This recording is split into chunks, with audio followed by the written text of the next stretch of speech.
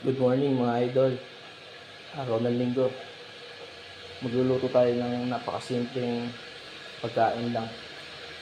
Sinigang na salmon. So, 1 kilo mahigit tong salmon na to. Isang ulo, tsaka salmon belly. Tapos, ang gulay lang na ilalagay ko is lettuce, tsaka talong.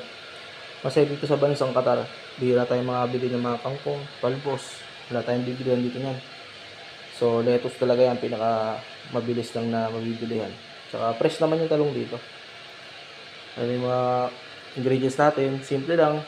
Kamatis, sili, sibuyas, tsaka luya para mawala yung lansa ng ating sinigang na salmon. Tapos sa mantika, ang ginagamit ko nga pala, olive oil. Hindi ako gumagamit ng mantika. Olive oil yung mantika ko dito. Ayan, nagpainit na ako ng kawali. So,